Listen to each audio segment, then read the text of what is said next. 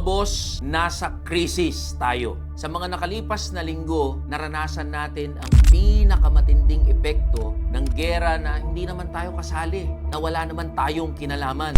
Katunayan, Pilipinas ang pumapangalawa sa buong mundo pagdating sa mga bansa na may pinakamalaking taas presyo sa langis.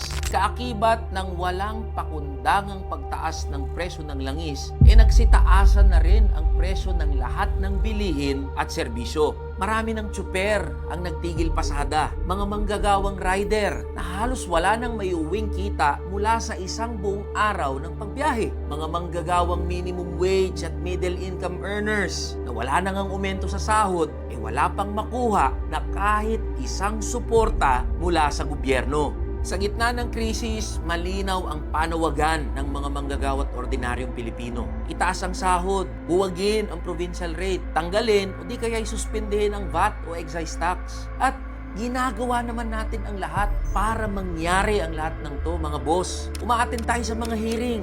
Nagfa-file tayo ng mga panukalang batas. Nakikipag-usap tayo sa mga ahensya. Nag-iingay tayo sa social media. Pero parang mga bingi, mga bulag, at nagtatanga-tangahan ang mga nasa gobyerno. Ano pa ba ang hindi natin nagagawa, mga boss? Alam niyo kung ano yung pinakakinatatakutan ng mga nasa kapangyarihan? Yun ay ang makita nila na nagkakaisa at nagsasama-sama tayo. Mga boss, tayo ang pinakamarami.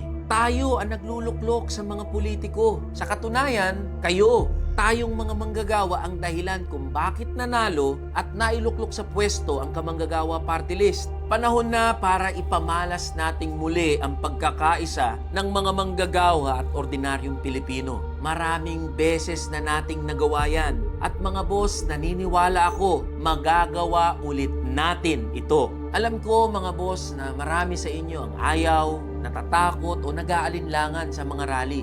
Marami rin ang nagsasabi na bahala at traffic lang yan. Pero di ba dapat naman talaga nating abalahin ang gobyerno?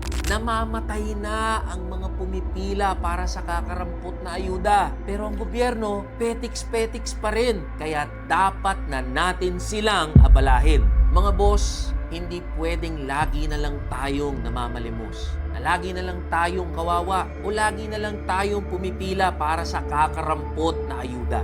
Kinakailangang magkaisa, magsama-sama at lumaban tayo. Sa Mayo 1, kung gusto nyong itaas ang sahod, buwagin ang provincial rate, tanggalin ang VAT at excise tax, inaanyayahan ko kayo, magwelga tayo. Walang kulay, walang politika, para lang sa interes ng mga manggagawa at ordinaryong Pilipino. Laban, manggagawa!